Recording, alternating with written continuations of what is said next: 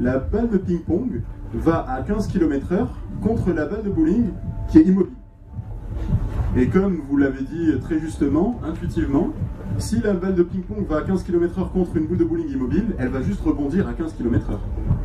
Mais si elle rebondit à 15 km/h par rapport à nous, qui sommes à 5 km/h par rapport au sol, eh bien, par rapport au sol, elle va à 20 km/h. Donc la réponse, effectivement, c'était pas 15 km/h, mais 20 km/h. Donc la balle de ping, finalement, en utilisant le principe de relativité, on a montré que la balle de ping-pong, qui allait à 10 km/h contre une boule de bowling qui allait à 5 km/h, tout ça par rapport au sol, finalement, après le choc, la boule de bowling ne va pas trop changer sa vitesse, et la boule de ping-pong va rebondir à 20 km/h, et pas à 15 km/h. Voilà.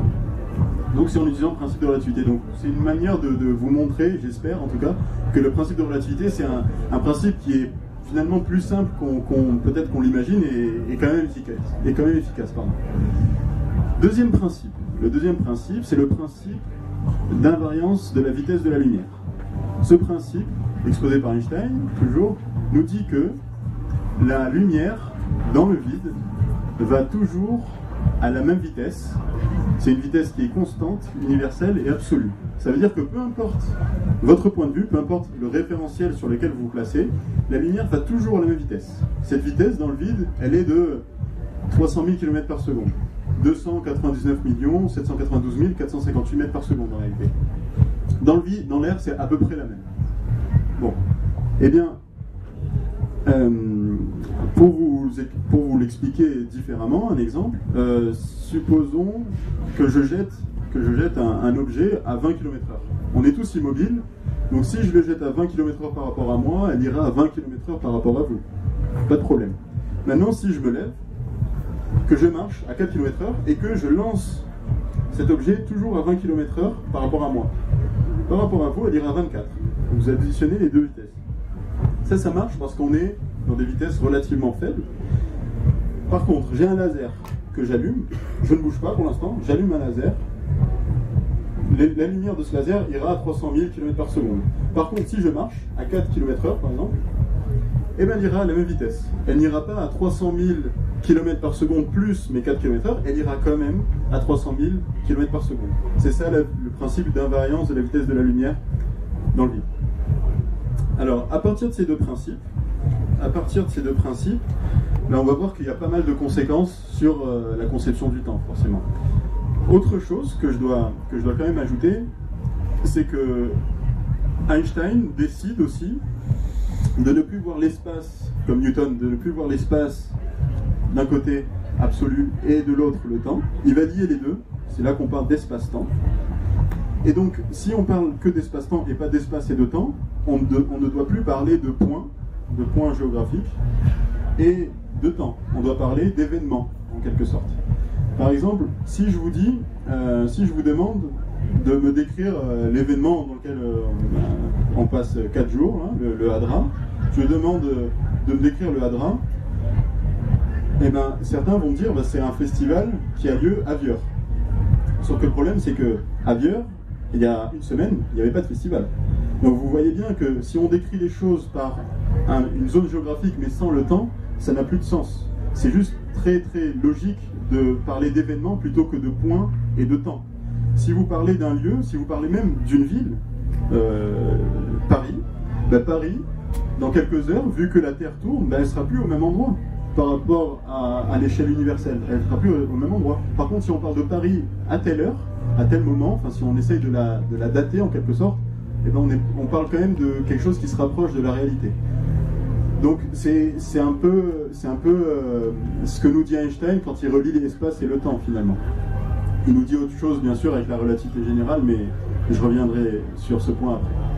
Alors pour revenir au sujet du jour, le temps. Quelles conséquences ça a sur le temps, tout ce que je viens de vous exposer sur les principes de la relativité d'Einstein, les principes de la relativité restreinte pour l'instant. Alors, premièrement, c'est la notion de simultanéité. Deux événements simultanés n'ont plus le même sens après ce que je viens de dire. Par exemple, si vous savez que à 23h très précisément, on va dire que les organisateurs sont tellement précis qu'à 23h00 secondes, ils lancent le concert de tel DJ. Si vous êtes à un autre endroit du festival et que vous voyez votre montre et qu'elle est parfaitement réglée selon vous et qu'il est 23h00 secondes, eh bien vous allez naturellement vous dire simultanément le concert démarre en même temps que je regarde ma montre. Maintenant, avec un simple exemple, vous allez voir que la simultanéité c'est qu'une question de point de vue et que c'est beaucoup plus rare que deux événements soient simultanés que vous le croyez. Là c'est dommage, on n'a pas de lampe, mais imaginez qu'il y a une lampe sur ma droite à 3 mètres et une lampe sur ma gauche à 3 mètres également. Les deux lampes sont à égale distance par rapport à moi. Mais pour le monsieur avec son chapeau très original, ouais. Voilà, lui. Eh bien, pour lui, la lampe qui se situe sur ma droite est beaucoup plus proche que la lampe qui se situe sur ma gauche. Imaginez aussi, vous avez un interrupteur qui active les deux lampes. J'ai envie de dire en même temps, mais justement, c'est ce qu'on est en train de remettre en question là. En gros, les fils sont aussi longs et elles sont censées s'activer en même temps. Eh bien, si on pouvait faire une sorte de slow motion, ou si on avait l'œil assez vif et sensible pour voir la lumière arriver à nos yeux, eh bien, je verrais la lumière des deux lampes arriver en même temps puisqu'elles sont à la même distance. Par contre, pour le cher monsieur, ici présent, eh bien, la première lampe, pour lui, s'allumera avant la deuxième lampe. Tout simplement parce que la distance que parcourt la lumière n'est pas... elle ne la parcourt pas de manière instantanée, elle met un certain temps, elle va très vite mais elle met un certain temps, donc elle va mettre plus de temps à venir de la lumière qui vient d'ici que celle qui vient de mettre à côté de lui. Et donc pour moi, deux événements simultanés sont pour lui deux événements successifs.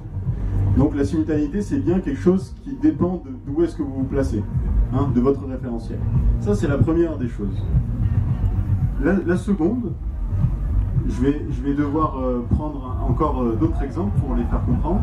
Si vous êtes sur le quai d'une gare, vous êtes avec moi, et vous avez un train on a un train face à nous qui est censé faire une centaine de mètres.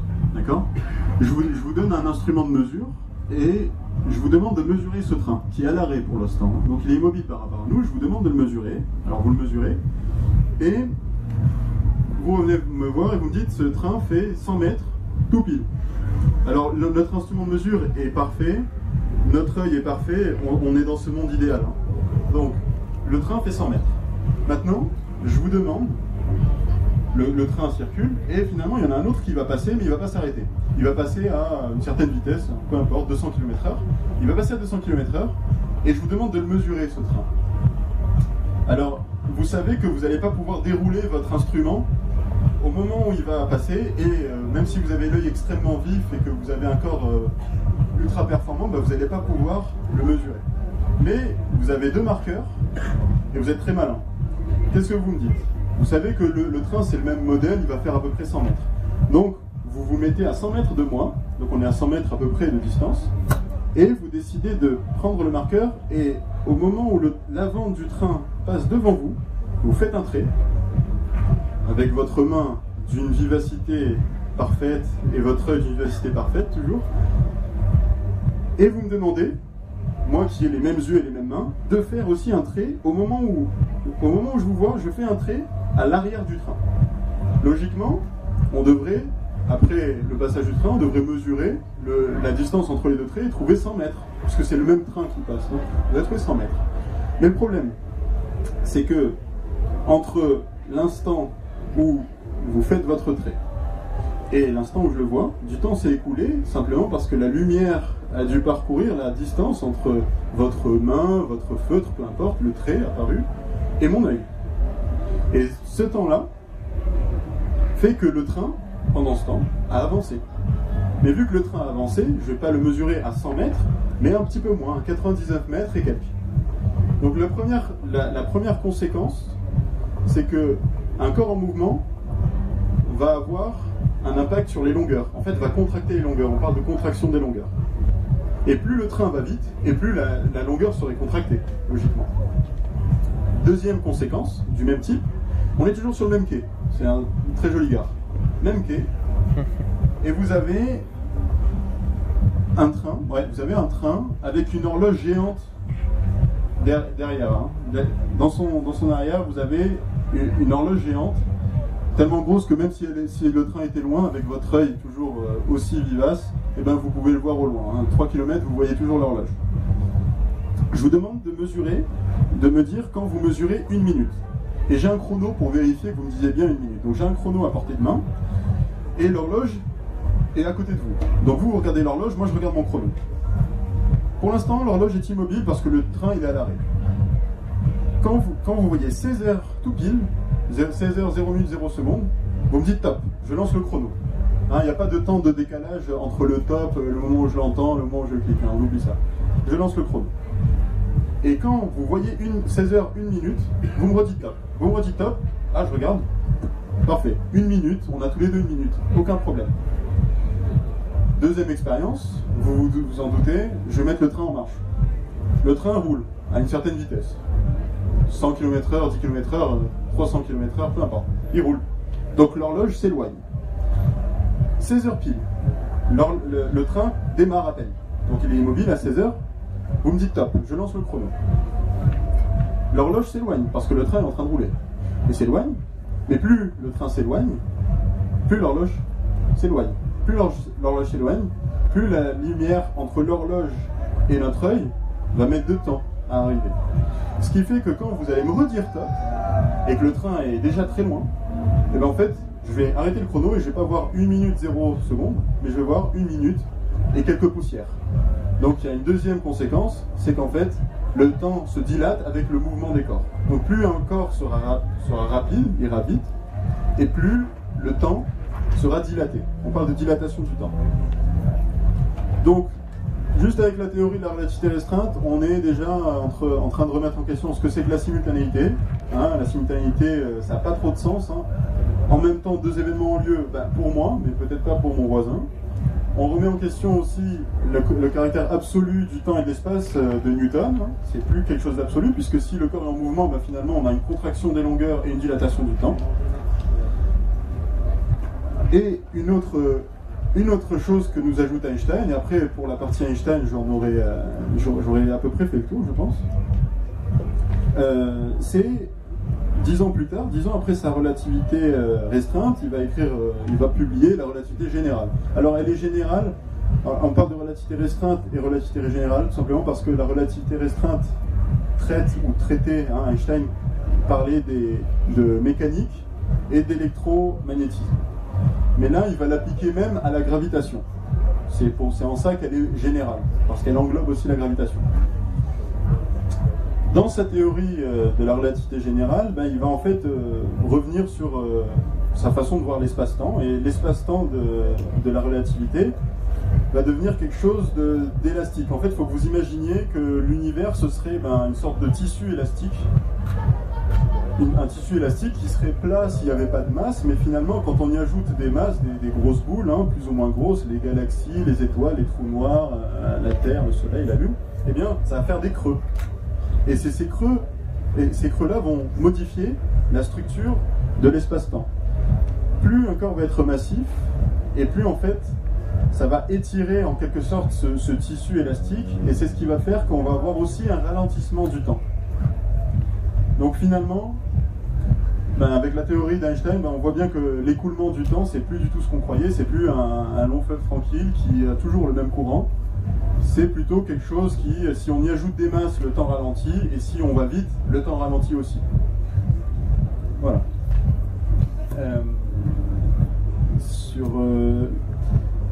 Je remets en question finalement avec la relativité la notion d'écoulement, mais aussi le présent, avec la simultanéité. Le présent n'a plus de sens finalement.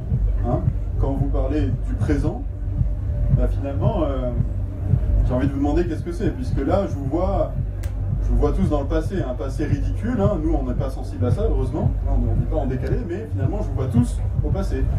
On a souvent cette réflexion, On a souvent entendu que les étoiles au loin, quand on regarde le ciel, on est en train de regarder dans le passé. On n'a pas besoin de regarder dans le ciel en fait, hein. Juste autour de nous, on voit déjà dans le passé en soi. Hein, mais on voit moins loin dans le passé. On voit moins loin dans le passé. Donc en fait, c'est comme si le présent c'était une sorte de bulle, et que plus vous êtes approximatif, et plus cette bulle s'élargit. Heureusement, comme on n'est pas très sensible à ça, ben, on a l'impression que tout ça c'est le présent. Heureusement, je pense. L'analogie que je pourrais vous faire, que moi je trouve intéressante, c'est l'analogie de la filiation, je l'appellerai. Vous imaginez un garçon qui a une mère, cette mère a une sœur, donc c'est sa tante, logiquement. Ben, ils s'aiment bien, le garçon et la tante s'aiment beaucoup, et ils ont un enfant. Non, on va pas discuter de ça, c'est pas le sujet, hein. C'est pas le sujet. Ce garçon et sa tante ont un enfant, mais cet enfant, c'est le fils du garçon, donc c'est le petit-fils de la mère du garçon. Mais en même temps, c'est son neveu, puisque c'est le fils de la sœur de sa mère. Donc pour la mère, c'est à la fois son neveu et à la fois son petit-fils. Mais pour le garçon c'est son père et son cousin. Ah oui. Alors, l'exemple, il veut dire quoi? Moi je prends cet exemple, c'est vraiment l'exemple que je trouve le plus parlant, j'ai pas trouvé mieux, désolé. Mais cet exemple vous montre qu'en fait les générations, c'est comme en maths ce qu'on appelle un ordre partiel. C'est en gros, c'est relatif à une personne, les générations, mais on ne peut pas étendre ça, on peut étendre ça qu'aux ancêtres et aux descendants. Vous pouvez parler de générations concernant votre père, votre mère, vos grands-parents, vos enfants, vos petits-enfants, mais vous ne pouvez pas parler de générations concernant vos cousins, vos cousines, vos oncles et vos tantes. Et bien pour le présent, c'est la même chose. Chacun a son présent, chacun a son horloge, et votre passé et votre futur n'existent que pour vous. Mais pour quelqu'un d'autre, eh ben c'est pas la même chose. Ce présent sera plus ou moins proche, suivant sa distance, suivant s'il est près de la masse du soleil, de la Terre, pardon, ou loin. S'il est en montagne ou en plaine, il ne va pas y avoir les mêmes impacts, puisque je vous ai dit que les masses avaient un effet sur le temps. Mais en gros, le présent, c'est quelque chose qui nous est propre. Et on a chacun notre horloge propre. Ma tête n'a pas la même horloge que mes pieds, puisque mes pieds se situent plus proches de la masse terrestre. Donc le temps avance plus lentement au niveau de mes pieds qu'au niveau de ma tête. Par exemple. Un dernier point sur lequel j'aimerais un dernier point que j'aimerais aborder, c'est peut-être la partie la plus intéressante de ce que j'ai pu découvrir et pu me dire pendant mes petites recherches. C'est la distinction entre le passé et le futur. Hein. Là, je l'introduis à peine, mais finalement, j'ai juste parlé de la façon dont s'écoule le temps, de la notion de présence, simultanéité, mais je n'ai pas dit qu'est-ce qui faisait vraiment une différence entre le passé et le futur. Donc, la question qu'on pourrait se poser, c'est qu'est-ce qui est propre au passé que n'a pas le futur, ou qu'a le futur que n'a pas le passé. Alors, puisque j'ai pris une approche physicienne, on va dire, du sujet, on peut questionner les lois physiques, les équations fondamentales qui sont associées à ces lois, qu'on utilise tout le temps, et dans quelle loi on trouve une distinction entre passé et futur. On peut se demander ça. Alors, on peut se demander aussi quels sont les phénomènes qui sont réversibles et ceux qui ne sont pas irréversibles. Et ceux qui ne sont pas réversibles, donc irréversibles, pardon. Par exemple, si vous jetez une balle rebondissante, eh bien, elle va rebondir et puis ça ne vous paraît pas anormal qu'elle aille vers le bas, puis vers le haut. Par contre, si vous lancez une tasse et qu'elle se casse, ben vous n'imaginez pas qu'elle va se reconstituer, ces 1000 morceaux vont se reconstituer et refaire une tasse. Donc il y a des phénomènes qui sont irréversibles et d'autres qui sont réversibles. Il y en a qui sont absurdes quand on les imagine dans l'autre sens. Un exemple, c'est si je vous montre un film d'une balle qui roule de gauche à droite, je vous la montre pendant 2 secondes, elle roule de gauche à droite, et je vous demande si le film est tourné à l'endroit, si je vous le montre à l'endroit ou à l'envers, ben vous ne saurez pas me dire. C'est tout aussi possible qu'elle roule de gauche à droite ou de droite à gauche. Par contre, si vous voyez la boule s'arrêter, eh ben vous allez vous dire, ah bah, le film était bien lu à l'endroit. Puisque vous n'allez pas imaginer une boule qui ne bouge pas, et d'un coup, spontanément, elle se met à rouler alors qu'on n'a pas bougé la table, pas touché la boule. Donc là, il y a une irréversibilité dans ce sens-là. Qu'est-ce qu'on remarque? On remarque qu'à chaque fois qu'il y a irréversibilité, eh bien il y a une création de chaleur. La balle qui s'arrête, en fait, elle frotte le sol qui crée de la chaleur. Si vous imaginez quelque chose se casser, ben, ça crée de la chaleur. Même nos pensées, on pourrait aller même très loin et imaginer nos pensées. Nos pensées, elles font qu'avancer. Au début, on se pose une question. Qu'est-ce que le temps, hein? C'est une question que tout le monde se pose. Et finalement, ben, on déploie notre raisonnement et on arrive à des réponses ou non, mais ça ne nous arrive pas d'aller de la réponse et finalement arriver à la question en oubliant la réponse. On est là, où est-ce que je suis? Et puis on va en digressant. Non, ça ne nous arrive pas. Ça nous arrive de nous perdre, certes, mais ça ne nous arrive pas d'oublier le début de notre questionnement. Vous m'avez compris. Eh bien, même nos pensées créent de la chaleur finalement. Notre tête chauffe. Donc même à ce stade-là, on voit, même dans ce stade-là d'irréversibilité, on voit qu'il y a une création de chaleur. Physiquement, la chaleur, elle a été exposée pendant le 19e siècle, en 1865, je crois, je ne suis pas sûr de ça. En 1865, on a un certain Clausius qui dit que la chaleur, c'est quelque chose qui va toujours d'un corps chaud vers un corps froid. Qu'est-ce que c'est que la chaleur? La chaleur, c'est une agitation de molécules. On en a parlé tout à l'heure. Une agitation de molécules.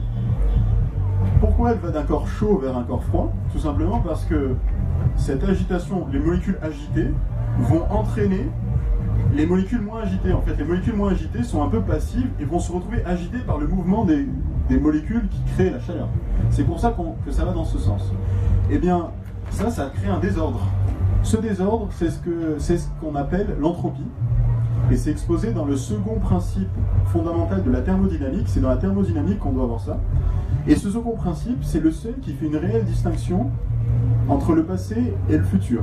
Le second principe de la thermodynamique, il dit quoi? Il dit que l'entropie, donc cette mesure du désordre, dans le temps, au cours du temps, je dirais, ne fait qu'augmenter. Ne peut qu'augmenter plutôt. Alors il est constant pour un système, il est constant ou augmente, mais il ne peut jamais diminuer. L'entropie ne peut jamais diminuer. Alors là, je fais semblant de vous répondre en disant que s'il y a une distinction entre le passé et le futur, c'est dans l'entropie, c'est parce que l'entropie augmente, mais vous pouvez me dire que j'ai triché et que j'ai juste déplacé la question. Pourquoi l'entropie augmente? Pourquoi l'entropie augmente? Je vous réponds naturellement, c'est parce qu'elle était très basse avant. Elle était très basse avant. Donc imaginez qu'avant, l'univers, il était très rangé, puisque c'est la mesure du désordre. Donc avant, le monde était plus ordonné qu'aujourd'hui. On le voit de toute façon. Le monde était plus ordonné qu'aujourd'hui. Eh bien, qu'est-ce que ça fait? Je vais prendre une image. On va imaginer que l'univers, c'est un jeu de cartes. Un jeu de cartes infini, un énorme jeu de cartes, qui est parfaitement rangé au début. L'entropie est basse au début, donc le jeu de cartes est rangé.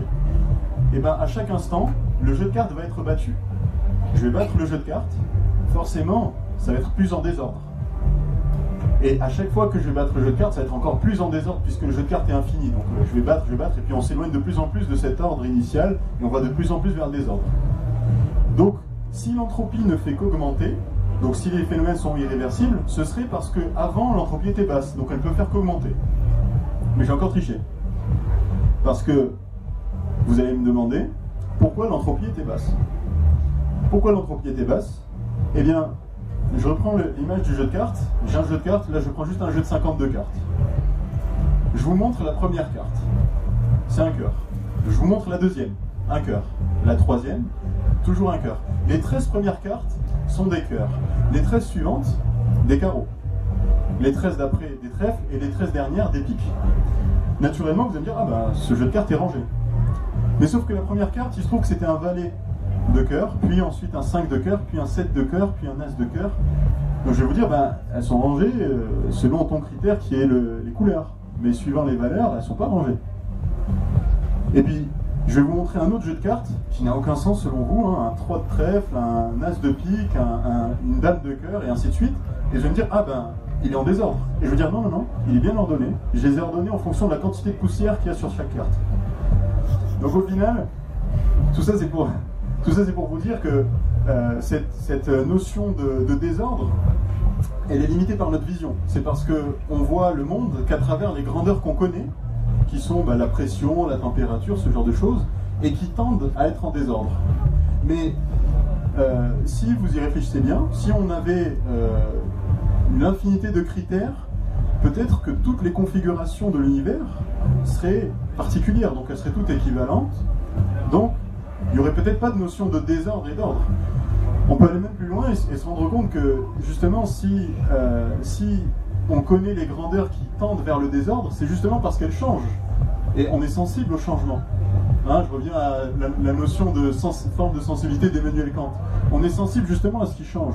Mais est-ce que vous sauriez me dire quelque chose qui ne bouge jamais, qui n'a jamais changé, et que vous avez, et auquel vous êtes sensible, hein, les scientifiques me diraient les lois de la physique, mais on est sensible aux phénomènes de ces lois, aux phénomènes qui découlent de ces lois.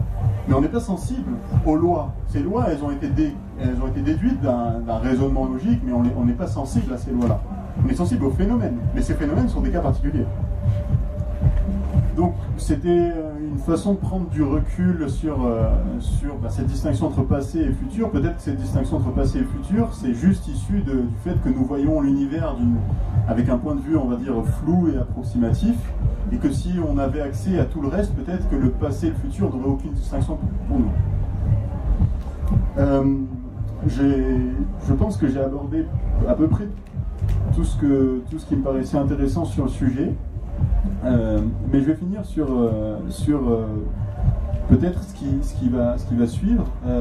J'imagine que, vu qu'aujourd'hui nous avons deux théories qui fonctionnent très bien, la mécanique quantique et la relativité d'Einstein, on pourrait se dire on a juste à comprendre le temps à travers ces deux théories et puis on va bien savoir ce que c'est. Sauf que, a priori, il devrait y avoir du changement. Pourquoi ? Parce que si on fait confiance à la relativité d'Einstein et à certaines observations qui ont été faites dans les années 30, on a observé que l'univers était en expansion. Hein. On a vu que les galaxies s'éloignaient, et plus elles s'éloignaient, plus elles étaient loin, plus elles s'éloignaient vite, en quelque sorte. Donc on a l'expansion de l'univers. On a une température de l'univers qui ne fait que baisser, et la densité de l'univers, la densité qui serait en quelque sorte une quantité de matière par portion de l'espace, même si on devrait parler de l'espace-temps encore une fois, eh bien, on voit que la densité et la température tendent à diminuer, et que l'univers est en expansion. Ça veut dire que si on rembobine, eh bien, plus on remonte dans le passé, et plus l'univers était petit, chaud et dense. Si on continue, pendant 13,8 milliards d'années, on arrive à un univers ponctuel qui n'est autre que le Big Bang. C'est ça le Big Bang, hein. C'est la théorie comme quoi l'univers était ponctuel il y a 13,8 milliards d'années, infiniment dense et infiniment chaud. Sauf que à ce stade-là, et précisément à ce stade-là, on doit utiliser à la fois la relativité d'Einstein pour faire intervenir l'interaction gravitationnelle, parce qu'en fait la théorie d'Einstein aborde l'interaction gravitationnelle, qui est une des 4 interactions fondamentales. Et puis il y en a 3 autres qui sont fondamentales. C'est l'interaction nucléaire faible, forte et électromagnétique. Ces 3-là sont abordés, sont traités par la mécanique quantique. Mais sauf que quand on est au stade du Big Bang, on doit utiliser les 4 à la fois. Sauf que pour utiliser à la fois la relativité d'Einstein et la mécanique quantique, il faudrait qu'on s'entende au moins sur ce que c'est que l'espace et le temps. Sauf que les deux théories ne sont pas d'accord. On a d'une part l'espace-temps d'Einstein qui est quelque chose de dynamique, hein, qui à la fois qui existe à part entière comme Newton le disait, mais qui dépend des phénomènes comme le disait Aristote finalement. Donc les corps en mouvement et les masses des corps vont avoir un impact sur l'espace-temps et le déformer, c'est ce qu'on appelle la courbure de l'espace-temps. Mais en même temps, on a la mécanique quantique qui voit l'espace et le temps comme deux choses absolues, rigides, plates, uniformes.